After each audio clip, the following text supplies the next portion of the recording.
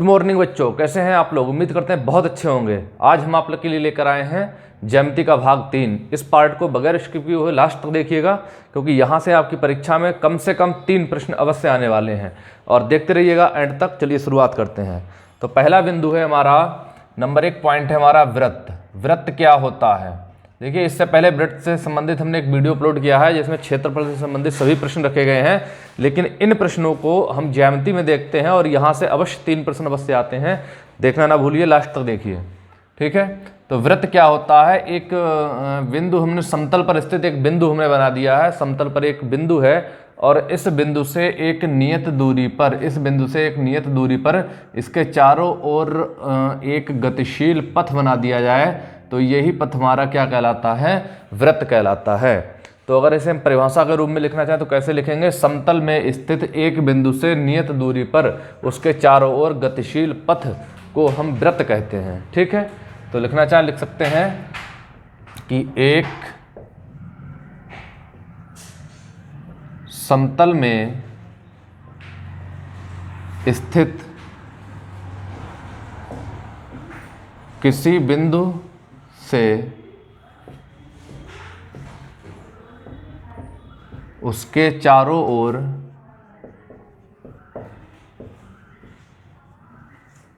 नियत दूरी पर गतिशील पथ को वृत्त कहते हैं, ठीक है। एक समतल में स्थित किसी बिंदु से उसके चारों ओर गतिशील पथ को क्या कहते हैं, वृत्त कहते हैं, ठीक। अब ये हमारा वृत्त बन गया है। अब वृत्त में देखिए क्या क्या पढ़ेंगे। वृत्त में पढ़ेंगे हम लोग त्रिज्या के लिए। त्रिज्या क्या होती है, तो ये हमारा वृत्त कहलाता है।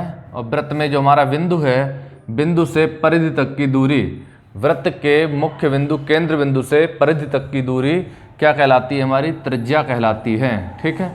और यही हमारी क्या होती है, ये होती है परिधि। परिधि का मतलब होता है परिमाप, ठीक। ये परिधि होती है, इसे परिमाप कहते हैं। और केंद्र बिंदु से परिधि तक की दूरी हमारी त्रिज्या कहलाती है, ठीक। ये त्रिज्या कहलाती है, ठीक है। तो परिमाप हमारा क्या होगा, परिमाप बराबर हो जाता है 2πr। 2πr का मतलब हो गया है कि त्रिज्या का दोगुना करके हम किससे मल्टीप्लाई कर दें, पाई से। पाई से अगर हम गुणा कर देते हैं तो क्या बन जाता है, इसका परिमाप बन जाता है, ठीक है। तो ये हो गई हमारी त्रिज्या। त्रिज्या को हम क्या कहेंगे, केंद्र बिंदु से परिधि तक की दूरी क्या कहलाती है, त्रिज्या कहलाती है, ठीक है। अब परिमाप क्या होता है, परिमाप किसे कहते हैं, वृत्त का परिमाप ही परिधि कहलाता है, ठीक है। परिमाप क्या होता है, परिमाप की परिभाषा लिखना चाहें तो वृत्त की परिधि उसका परिमाप कहलाता है। वृत्त की परिधि उसका परिमाप कहलाता है, ठीक है। अब बात करते हैं जीवा की। यहाँ से आपके मोस्ट इंपॉर्टेंट पॉइंट्स स्टार्ट होते हैं। ये तो वृत्त की बेसिक जानकारी थी, लेकिन यहाँ से मोस्ट इंपॉर्टेंट पॉइंट स्टार्ट होते हैं। जीवा क्या होती है, ठीक है। ये हमारा एक सर्किल है, एक वृत्त है। वृत्त की परिधि को 2 बिंदुओं से मिलाने वाली रेखा, वृत्त की परिधि पर स्थित 2 बिंदुओं को मिलाने वाली रेखा क्या कहलाती है, जीवा कहलाती है। इस वृत्त पर स्थित 2 बिंदु हैं, अगर इन दोनों बिंदुओं को हम इस तरह से मिला दें तो जो ये रेखा कहलाएगी, यही क्या कहलाएगी, जीवा कहलाएगी। तो हम लिखना चाहें तो लिख सकते हैं कि वृत्त की परिधि पर स्थित 2 बिंदुओं को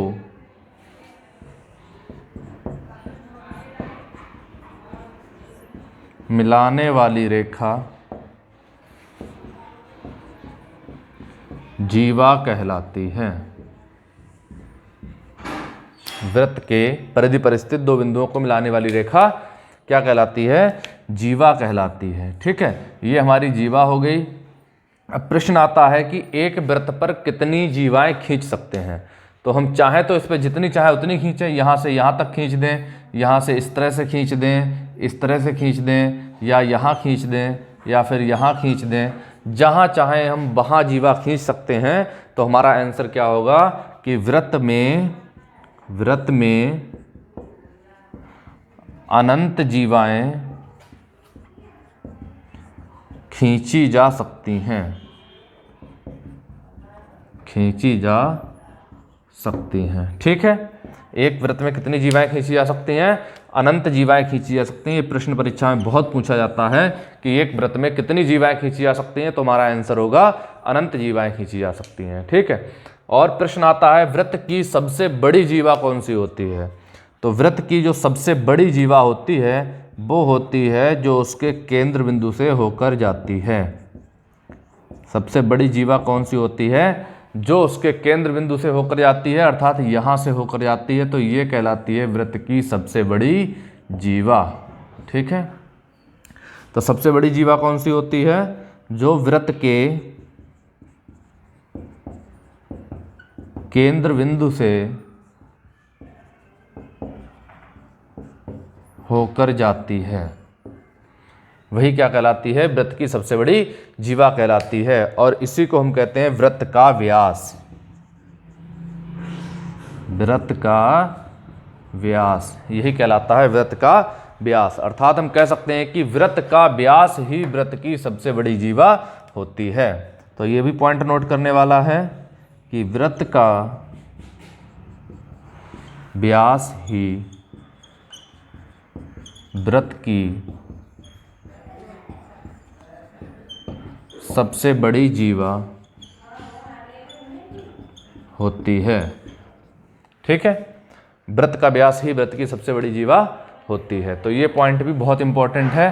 तो यहाँ से लेके यहाँ तक का ये पूरा क्या कहलाता है? व्यास कहलाता है। लेकिन यहाँ तक की ये त्रिज्या है, पूरी यही क्या कहलाती है? जीवा कहलाती है। पूरा यही क्या कहलाता है? व्यास कहलाता है। अर्थात वृत्त का व्यास ही वृत्त की सबसे बड़ी जीवा होती है। ये पॉइंट भी सबसे ज़्यादा इंपॉर्टेंट है, परीक्षा में खूब पूछा जाता है। ठीक है, तो इसे नोट करिए, फिर आगे बढ़ते हैं। इसके बाद अगला पॉइंट हमारा आता है चाप क्या होता है। ठीक है, चाप क्या होता है? एक वृत्त है हमारा। ठीक है, ये हमने एक वृत्त बना लिया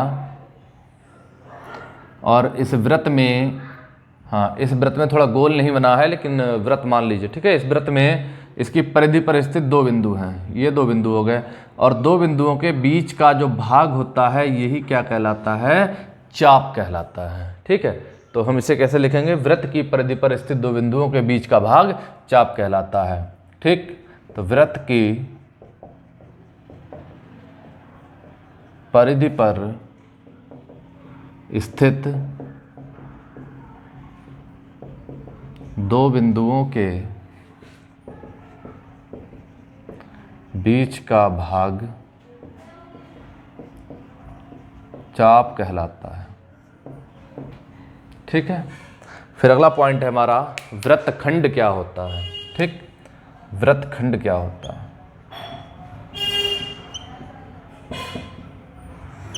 वृत्तखंड क्या होता है? ये देखिए हमारा वृत्त है, इस वृत्त पे एक हम जीवा खींच दें। इस तरह से एक जीवा हमने मिला दी। ठीक है, हाँ, एक जीवा हमने खींच दी।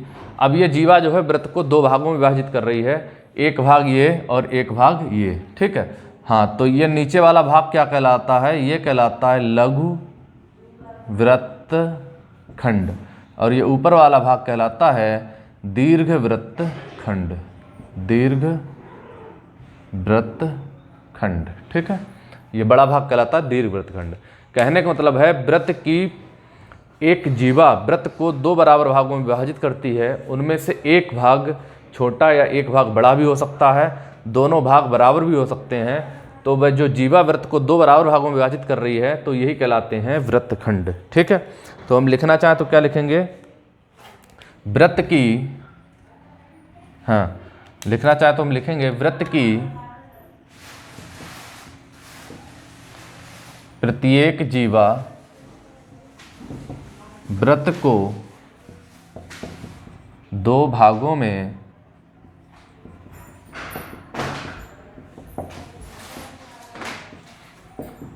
विभाजित करती है।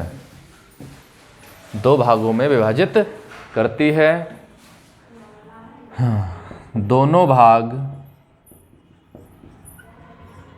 वृत्त के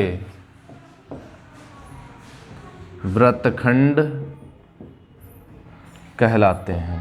ठीक है, अब बड़ा भाग क्या कहलाएगा? दीर्घ वृत्तखंड, और छोटा भाग क्या कहलाएगा? लघु वृत्तखंड कहलाता है। ठीक है, अर्धवृत्त क्या होता है? अर्धवृत्त तो सभी लोग जानते हैं, जो वृत्त आधा हो जाता है वही कहलाता है अर्धवृत्त। लेकिन अगर परिभाषा के तौर पर ऑप्शन में क्या करेगा? एक डेफिनेशन दे देगा और ऑप्शन में 4-5 विकल्प दे देगा और आपसे पूछेगा कि ये ऑप्शन कौन सा फिट बैठ रहा है।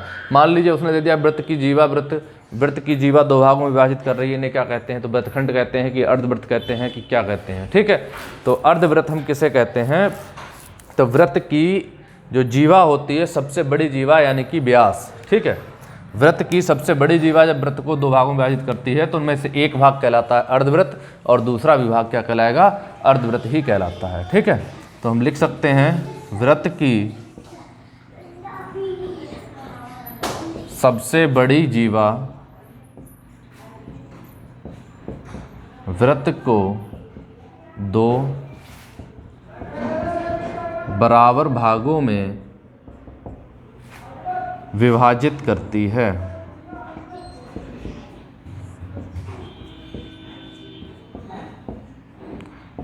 यही भाग अर्धवृत्त कहलाता है। ठीक है, यही भाग क्या कहलाता है? अर्धवृत्त कहलाता है। इस तरीके से इसका चित्र बनेगा। ये वृत्त हो गया और ये केंद्र बिंदु हो गया, और ये केंद्र बिंदु से जो जा रही है जीवा, ये वृत्त को दो बराबर भागों में विभाजित कर रही है। नीचे वाला भी अर्धवृत्त है और ऊपर वाला भी क्या कहलाता है? अर्धवृत्त कहलाता है। ठीक है, अब यहाँ से स्टार्ट होता है फिर से मोस्ट इंपॉर्टेंट पॉइंट, स्पर्श रेखा। ये परीक्षा में यहाँ से एक प्रश्न 100% आएगा, ये समझ लीजिए आप, मोस्ट इंपॉर्टेंट पॉइंट है। स्पर्श रेखा क्या होती है? तो एक ऐसी रेखा जो वृत्त के किसी भी परिधि को स्पर्श करती हुई जाती है, वृत्त की परिधि के किसी भी बिंदु को स्पर्श करती हुई जाती है, तो वो कहलाती है वृत्त की स्पर्श रेखा। ठीक है, हमारा ये वृत्त है, इस वृत्त के किसी भी पॉइंट को अगर स्पर्श करते हुए एक रेखा जा रही है, जैसे मान लीजिए ये वाला बिंदु है, अगर इसको स्पर्श करते हुए एक रेखा इस तरह से जा रही है, तो ये रेखा क्या कहलाएगी? स्पर्श रेखा कहलाती है। ठीक है, तो इस रेखा को हम स्पर्श रेखा कहते हैं। तो वृत्त लिख सकते हैं हम, वृत्त की परिधि को, वृत्त की परिधि पर किसी बिंदु को स्पर्श करती हुई रेखा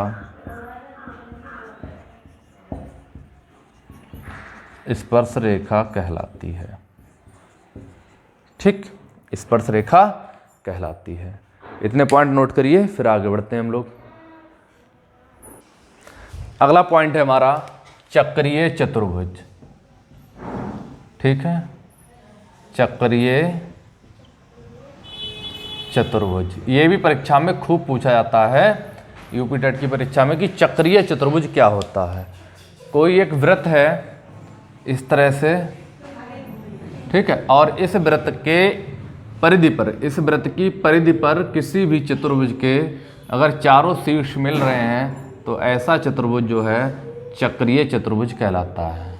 ठीक, ऐसा चतुर्भुज क्या कहलाता है? चक्रीय चतुर्भुज कहलाता है। इस तरह से किसी भी वृत्त की परिधि पर स्थित, किसी भी वृत्त की परिधि पर स्थित चतुर्भुज के चारों शीर्ष मिल रहे हों तो वो चतुर्भुज कहलाता है चक्रीय चतुर्भुज।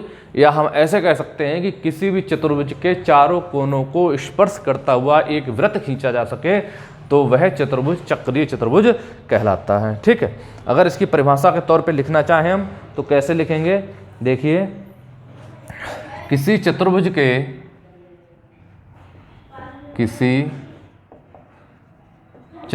के चारों शीर्ष किसी वृत्त की परिधि पर स्थित हो तो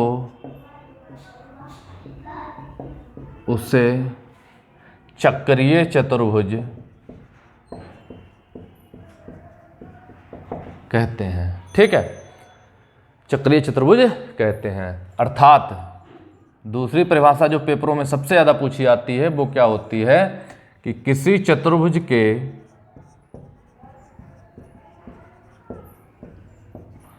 चारों शीर्षों को स्पर्श करता हुआ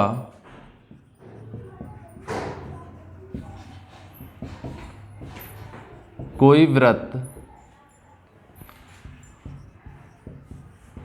खींचा जा सके तो उसे चक्रीय चतुर्भुज कहते हैं। ठीक है, अब परीक्षा में प्रश्न कैसे आएगा? प्रश्न आएगा कि किसी वृत्त पर स्थित कोई चतुर्भुज जो उसके चारों शीर्षों को स्पर्श कर रहा है, तो इस तरह का वृत्त चतुर्भुज क्या कहलाता है? नीचे 4 ऑप्शन दिए होंगे, तो आपका ऑप्शन कौन सा सही होगा? चक्रीय चतुर्भुज सही होगा।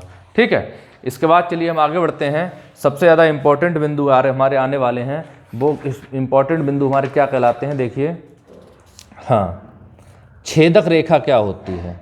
ठीक है, छेदक रेखा क्या होती है? सबसे ज़्यादा परीक्षाओं में पूछी जाती है छेदक रेखा।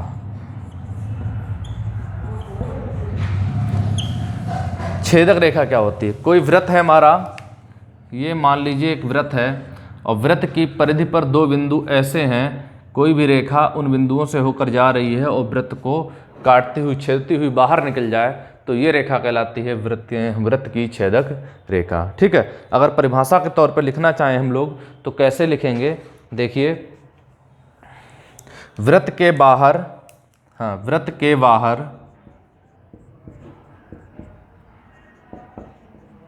बाहर से होती हुई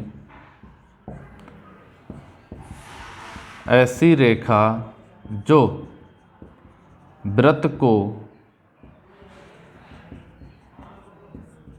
काटती हुई बाहर निकल जाती है,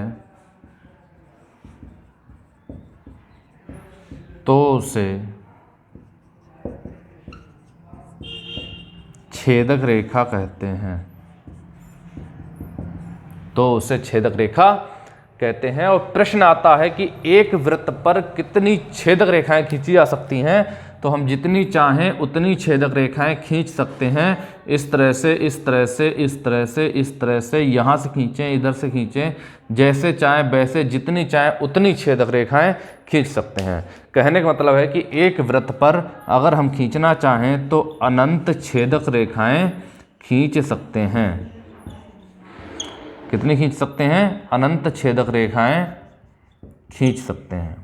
ठीक है, एक वृत्त पर अनंत छेदक रेखाएं खींची जा सकती हैं। यहां तक नोट करिए, मोस्ट इंपॉर्टेंट पॉइंट है परीक्षा में आने के लिए। ठीक है, और यहां के बाद, इस पॉइंट के बाद जितने भी पॉइंट स्टार्ट हो रहे हैं, एक एक पॉइंट मोस्ट इंपॉर्टेंट है। आप लोग नोट कर लीजिएगा और लिख लीजिएगा, कॉपी पर नोट कर लीजिएगा। यहां से 3 प्रश्न अवश्य आएंगे। ठीक है, इसे नोट करिए, स्क्रीनशॉट ले लीजिए। अब यहाँ से जो पॉइंट आने वाले हैं, ये पॉइंट मोस्ट इंपॉर्टेंट है। पहला पॉइंट हमारा क्या है? देखिए कि एक वृत्त पर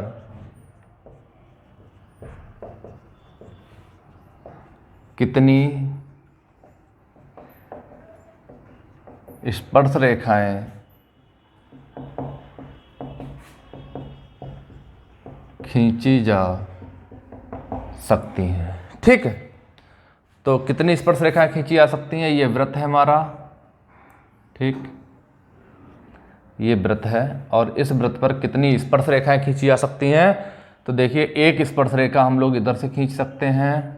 ठीक, एक स्पर्श रेखा इधर से खींच सकते हैं। ठीक है, चाहे तो हम स्पर्श रेखा यहाँ से खींच दें, चाहे तो हम स्पर्श रेखा यहाँ से खींच दें, चाहे तो हम स्पर्श रेखा यहाँ से खींच दें, चाहे तो स्पर्श रेखा यहाँ से खींच दें। जितनी चाहें हम उतनी स्पर्श रेखाएं खींच सकते हैं। अर्थात हमारा आंसर क्या होगा कि एक वृत्त पर कितनी स्पर्श रेखाएं खींची जा सकती हैं? तो इसका आंसर ये होगा कि एक वृत्त पर अनंत स्पर्श रेखाएं खींची जा सकती हैं। ठीक है, दूसरा पॉइंट है हमारा, कि किसी एक बिंदु से वृत्त के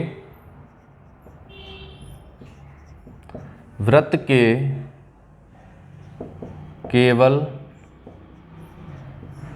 एक बिंदु से कितनी स्पर्श रेखाएं खींची जा सकती हैं।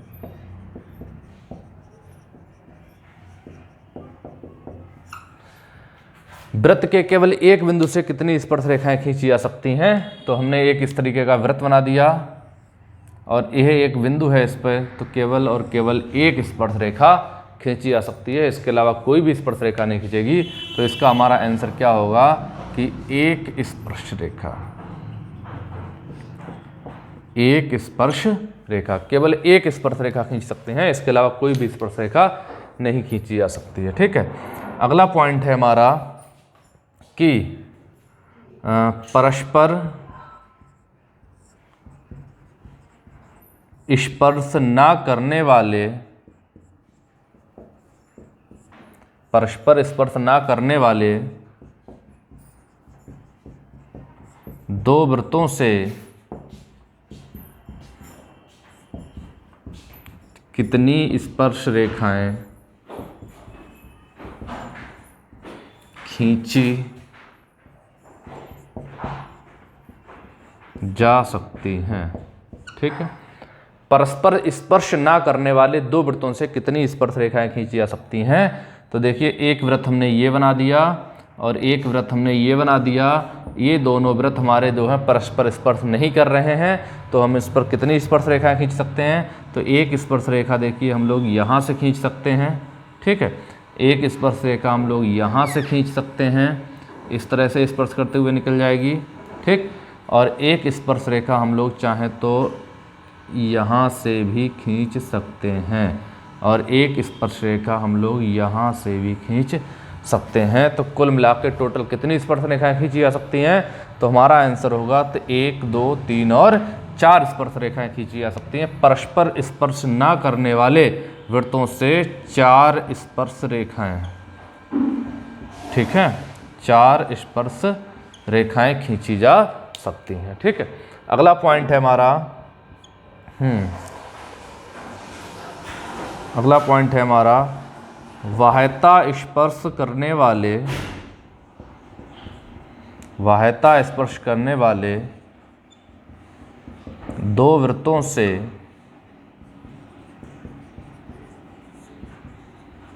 कितनी स्पर्श रेखाएं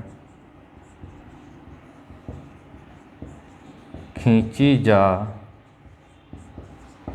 सकती हैं। वाह्यता स्पर्श करने वाले दो वृत्तों से कितनी स्पर्श रेखाएं खींची जा सकती हैं। तो देखिए, हमने वाह्यता स्पर्श करने वाले दो वृत्त बना दिए। एक वृत्त हमारा ये है और दूसरा वृत्त हमारा ये है। ये वाह्यता स्पर्श कर रहे हैं और इन वृत्तों से कितनी स्पर्श रेखाएं खींची जा सकती हैं। ये केंद्र बिंदु है हमारा, ये भी केंद्र बिंदु है। तो यहाँ से देखिए, एक स्पर्श रेखा ये खींची जा सकती है जो दोनों को स्पर्श कर रही है, और दूसरी स्पर्श रेखा हमारी ये खींची जा सकती है, और तीसरी स्पर्श रेखा हमारी ये खींची जा सकती है। अर्थात वाह्यता स्पर्श करने वाले वृत्तों से 3 स्पर्श रेखाएं खींची जा सकती हैं। ठीक है, तो वाह्यता स्पर्श करने वाले वृत्तों से कितनी रेखाएं खींच सकते हैं हम लोग। 3 स्पर्श रेखाएं खींची जा सकती हैं। ठीक है, इतने पॉइंट नोट करिए, फिर आगे बढ़ते हैं हम लोग। अगला पॉइंट है हमारा, अगला पॉइंट है कि अंतः स्पर्श करने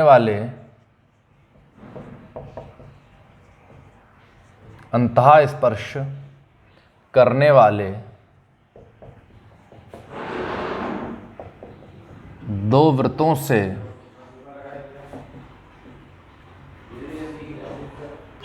कितनी स्पर्श रेखाएं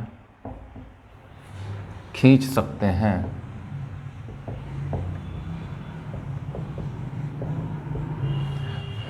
अब अंतः स्पर्श करेंगे तो वृत्त कैसे करेंगे।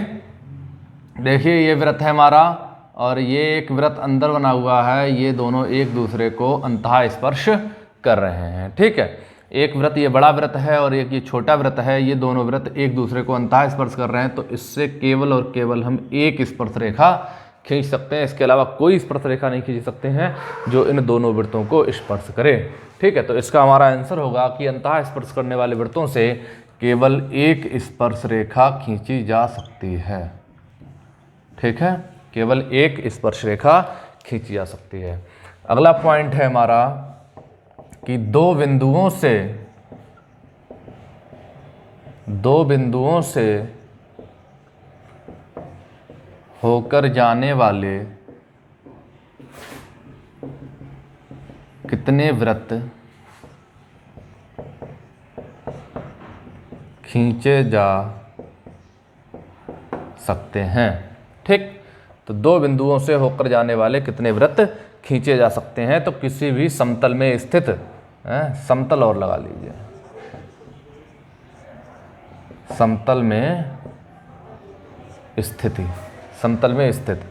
ठीक है, समतल में स्थित दो बिंदुओं से होकर जाने वाले कितने वृत्त खींचे जा सकते हैं। तो समतल में स्थित दो बिंदुओं से, तो हमारे ये दो बिंदु हैं, पहला और दूसरा। तो चाहे तो हम देखो एक वृत्त ये खींच दिया, एक वृत्त हमने ये खींच दिया, एक वृत्त हमने ये खींच दिया, एक वृत्त हमने ये खींच दिया, एक वृत्त हमने ये खींच दिया।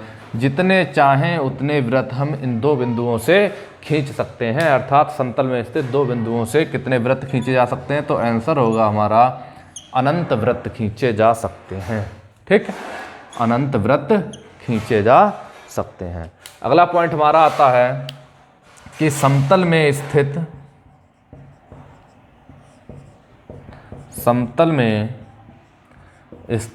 तीन बिंदुओं से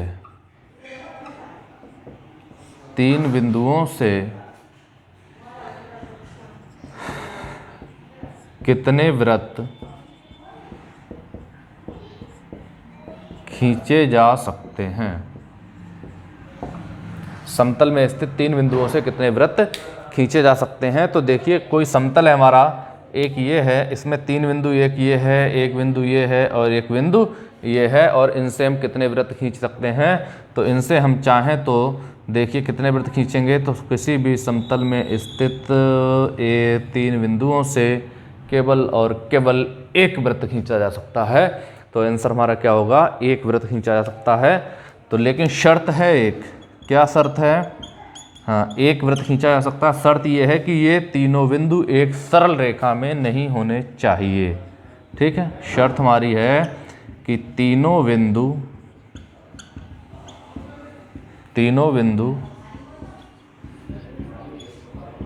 सरल रेखा में नहीं होने चाहिए। ठीक है, तीनों बिंदु एक सरल रेखा में नहीं होने चाहिए। अगर सरल रेखा में है तो उनसे कोई भी वृत्त नहीं खींचा जाएगा। ठीक है, केवल तीन बिंदु इस तरह से हैं, कहीं भी रखे हों, एक बिंदु ये रखा है, एक बिंदु ये रखा है, एक बिंदु ये रखा है, तो हम चाहें तो ऐसे वृत्त खींच दें।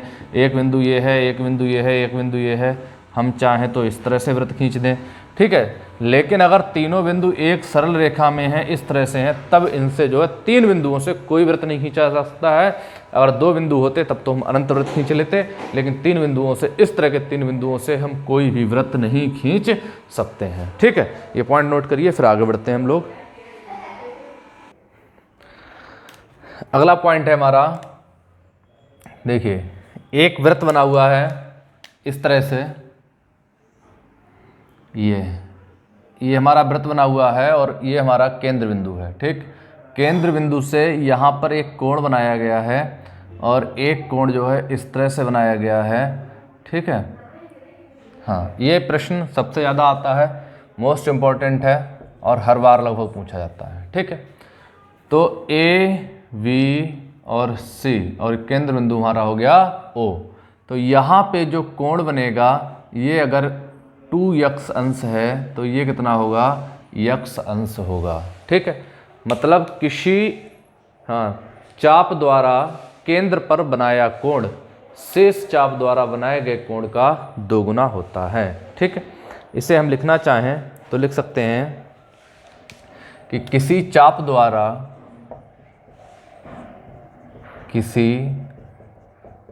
द्वारा केंद्र पर बनाया गया कोण शेष चाप द्वारा परिधि पर बनाए गए कोण का दोगुना होता है। ठीक है, केंद्र पर बनाया गया कोण शेष चाप द्वारा परिधि पर बनाए गए कोण का दोगुना होता है। अगर ये वाला कोण जो है, अगर ये वाला कोण 120 अंश है तो ये वाला कोण कितना होगा, 60 अंश होगा। ठीक है, क्लियर। अर्थात कोण AOV बराबर हो जाएगा दोगुना कोण ACB। तो AOV वाला कोण जो है दोगुना होगा कोण ACB के, और परिधि पर बनाया गया कोण केंद्र पर बनाया गया कोण का आधा होता है, केंद्र पर बनाया गया कोण परिधि पर बनाया गया कोण का दोगुना होता है। ठीक है, इसके बाद देखिए अगला पॉइंट है हमारा। अगला पॉइंट है, एक वृत्त है इस तरह से बना हुआ, ठीक, और वृत्त की परिधि पर एक बिंदु है जहां से हमने एक स्पर्श रेखा खींच दी है। ये बिंदु है जहां से एक स्पर्श रेखा खींची, और ये हमारा केंद्र बिंदु है, केंद्र बिंदु O है। केंद्र बिंदु से ऐसे स्पर्श रेखा पर एक रेखा खींच दी गई, मिला दिया गया, तो ये क्या कहलाएगा, ये कहलाएगा लंब। ठीक, और ये हमारी क्या है, स्पर्श रेखा। तो हम कह सकते हैं वृत्त के किसी बिंदु पर खींची गई स्पर्श रेखा और त्रिज्या जो है एक दूसरे पर लंब होते हैं। ठीक है, हाँ, तो इसे हम लिखेंगे तो कैसे लिखेंगे कि वृत्त की परिधि पर वृत्त की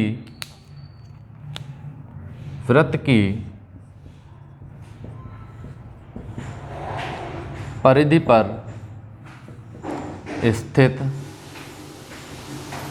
किसी बिंदु पर खींची गई स्पर्श रेखा तथा त्रिज्या को मिला दिया जाए तो त्रिज्या स्पर्श रेखा पर लंब होती है। ठीक है, त्रिज्या स्पर्श रेखा पर लंब होती है। तो वृत्त की जो त्रिज्या है वो स्पर्श रेखा पर लंब होती है। मोस्ट इम्पॉर्टेंट पॉइंट है हमारा परीक्षा की दृष्टि से। ठीक है, सारे पॉइंट इंपॉर्टेंट नोट करा रहा हूँ, फिर भी उनमें भी जो ज़्यादा सबसे ज़्यादा इंपॉर्टेंट है उन्हें भी इंडिकेट करा रहे हैं, इसलिए पॉइंट्स का विशेष ध्यान रखिएगा। अगला पॉइंट है हमारा, एक वृत्त है और ये हमने एक जीवा खींच दी। ठीक है, ये छेदक रेखा हो गई है, लेकिन ये यहाँ से अगर मिटा दें, ये देखिए, ये हमने क्या कर दिया, एक जीवा खींच दी, और ये हमारा केंद्र बिंदु है। केंद्र बिंदु से जीवा को ऐसे मिला दिया जाए, केंद्र बिंदु से जीवा पे मिला दिया जाए, तो ये जीवा जो है केंद्र बिंदु से त्रिज्या जो है इसको काट रही है। ठीक, किसे काट रही है, जीवा के लिए। तो हम क्या कह सकते हैं कि जो त्रिज्या से जीवा पर डाला गया लंब जीवा को दो बराबर भागों में विभाजित करता है। ठीक है, तो वृत्त के केंद्र से लिख लीजिए, वृत्त के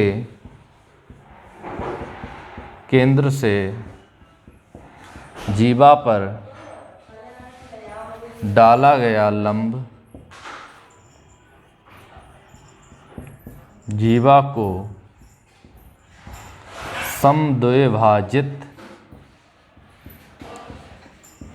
करता है, अर्थात दो बराबर भागों में विभाजित करता है। ये हमारा केंद्र बिंदु है, ये हमारी A और B जो है क्या है, जीवा है, और जीव केंद्र बिंदु से जीवा पर एक लंब डाल दिया गया, तो ये लंब जो है जीवा को दो बराबर भागों में विभाजित करता है। अगर ये पूरी 2 सेंटीमीटर है तो 1 सेंटीमीटर इधर होगी, 1 सेंटीमीटर इधर होगी, और अगर त्रिज्या इसकी 4 सेंटीमीटर है और इस तरीके से हमने मिला दिया जाए तो ये वाला कर्ण हम निकाल सकते हैं, क्योंकि त्रिभुज के तीनों कोणों का योगफल होता है 180 अंश। ठीक है, और ये वाला हो गया 90 अंश, तो ये वाला ये दोनों कितने हो जाएंगे, 45 हो जाएंगे। ठीक है, और हम चाहे तो यहाँ पे कोण का मान भी निकाल सकते हैं, और चाहे तो ये वाली भुजा भी लंबाई निकाल सकते हैं। ये क्या हो गई, हमारी कर्ण हो गई, ये आधार हो गया और ये लंब हो गया। ठीक है, इस तरह के प्रश्न भी आपकी परीक्षा में खूब आएंगे, इसलिए इसे नोट करिए, फिर आगे बढ़ते हैं। अगला पॉइंट है हमारा, एक वृत्त बना हुआ है। हाँ, ये वृत्त है। ठीक है, थोड़ा सही से बना दें, अच्छा सा, ये वृत्त है। ठीक, और वृत्त में केंद्र बिंदु है और दो जीवाएं केंद्र बिंदु से बराबर दूरी पर खींची गई हैं इस तरह से, ठीक है। बराबर लंबाई की जीवाएं हैं। ये जीवा है एक और दूसरी जीवा ये वाली है। ये भी 10 सेंटीमीटर है, ये भी 10 सेंटीमीटर है। हमने 10 मान ली, आप 20 मान लीजिए, 20 मान लीजिए, मतलब दोनों की लंबाइयाँ बराबर माननी है। अगर दोनों जीवाएं बराबर लंबाई की हैं तो केंद्र से दूरी भी दोनों जीवाओं की कैसी होगी, बराबर ही होगी। अर्थात हम कह सकते हैं कि किसी भी वृत्त में खींची गई दो बराबर जीवाएं उसके केंद्र बिंदु से बराबर दूरी पर होती हैं, ठीक। पॉइंट को नोट कर लीजिए कि किसी वृत्त में समान लंबाई की दो जीवाएं, किसी वृत्त में समान लंबाई की दो जीवाएं केंद्र से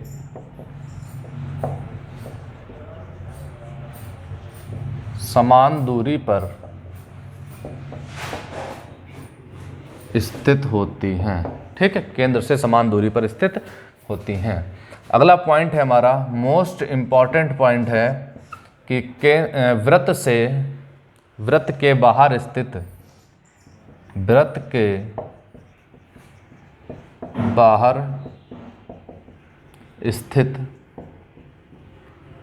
किसी बिंदु से कितनी वृत्त के बाहर स्थित किसी बिंदु से कितनी स्पर्श रेखाएं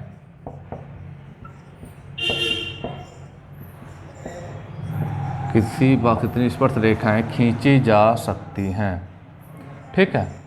ये पॉइंट है हमारा और ये हमारा वृत्त बना हुआ है और ये वृत्त के बाहर स्थित कोई बिंदु है। अब इस बिंदु से हमें वृत्त पर खींचनी है स्पर्श रेखाएं, तो कितनी खींच सकते हैं, तो इस वृत्त पर केवल एक स्पर्श रेखा यहाँ से खींच सकते हैं और एक स्पर्श रेखा यहाँ से खींच सकते हैं। कहने का मतलब है कितनी स्पर्श रेखाएं खींची जा सकती हैं, तो हमारा आंसर होगा कि 2 स्पर्श रेखाएं खींची जा सकती हैं। और दोनों स्पर्श रेखाएं कैसी होंगी, तो दोनों स्पर्श रेखाएं जो है समान लंबाई की होंगी, ठीक है। समान लंबाई की 2 स्पर्श रेखाएं खींची जा सकती हैं। तो ये हमारी ए हो गई, ये बी हो गई, ये केंद्र ओ बिंदु हो गया। ओ से केवल 2 स्पर्श रेखाएं खींची, ओ ए और ओ बी, और दोनों की लंबाइयाँ कैसी होंगी, समान होंगी।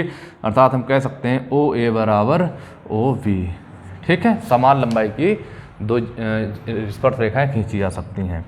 अगला पॉइंट है हमारा मोस्ट इम्पॉर्टेंट पॉइंट है कि वृत्त के बाहर स्थित किसी बिंदु से कितनी छेदक रेखाएं खींची जा सकती हैं, ठीक है। तो वृत्त के बाहर स्थित कोई भी बिंदु है, हम कितनी छेदक रेखाएं खींच सकते हैं, तो इस पॉइंट को भी नोट कर लीजिए। वृत्त के बाहर स्थित किसी बिंदु से कितनी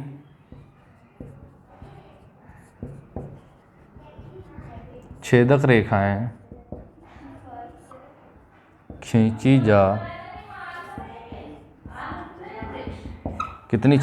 खींची जा सकती हैं, तो ये वृत्त है और ये बिंदु है बाहर, ठीक है।